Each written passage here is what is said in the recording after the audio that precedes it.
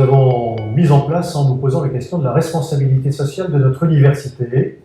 Une université, ce n'est pas un vase clos, une université est ouverte sur la société, sur le monde économique et social, et donc rend un service à cette société.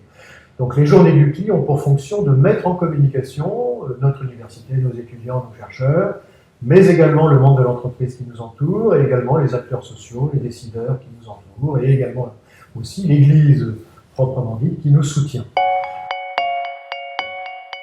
Alors, lorsque je suis arrivé à l'UCLI, j'ai constaté qu'il y avait plus de 100 enseignants-chercheurs à l'époque, aujourd'hui 140, et qu'au fond, s'il y avait des thèmes de recherche sectorisés, il y avait peu de thèmes communs, et si on avait posé la question « Quelle est l'identité intellectuelle de l'UCLI ?», je pense qu'on aurait eu un peu de mal à répondre.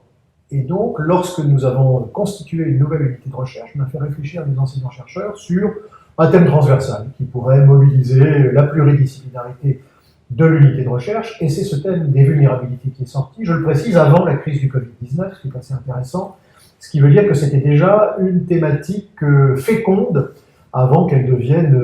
urgente, du fait de la crise sanitaire que nous vivons.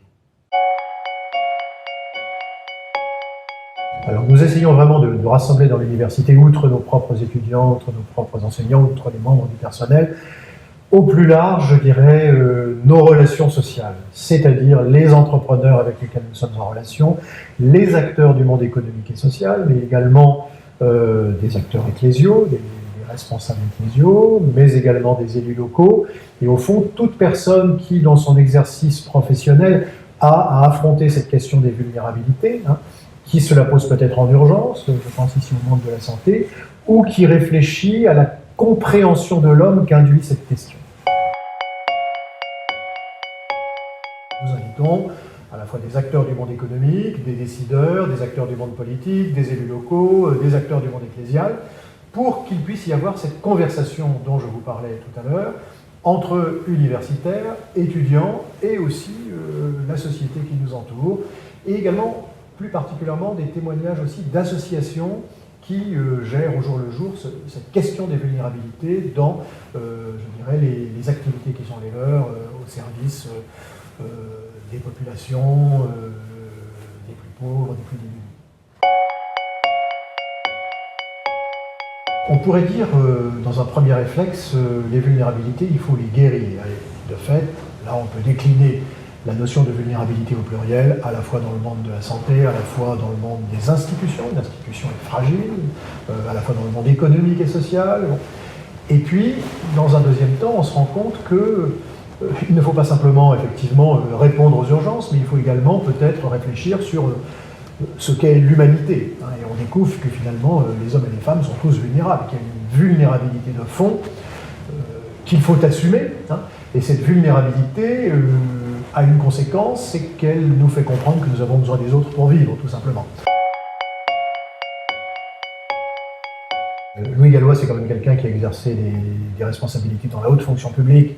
et ensuite dans l'industrie, et qui les a exercées toujours, je dirais, avec ce souci du bien commun. Et donc,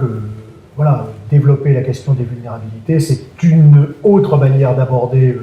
la question du bien commun, et les journées de l'UCLI vont finalement réfléchir à la manière dont ce thème des vulnérabilités est le vecteur d'une réflexion sur les modalités actuelles de la construction d'un bien commun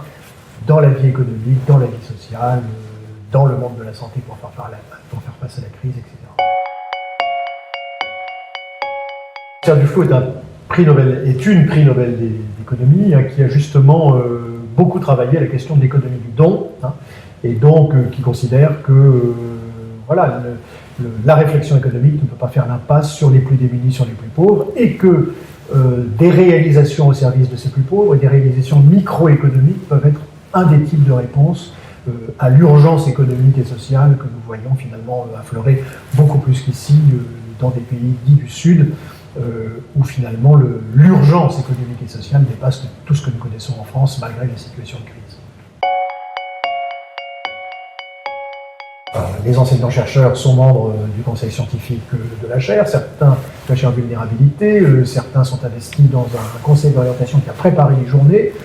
Des enseignants-chercheurs auront la charge de faire une table ronde finale qui va tirer les leçons, au fond, de ce beau dialogue entre des associations, des témoins, des étudiants, des experts, nos universitaires, c'est ça qui va se passer. Et puis, bien sûr, le personnel va être invité à participer. Très concrètement, un certain nombre de places sont réservées aux membres du personnel. Et donc, on espère bien que les membres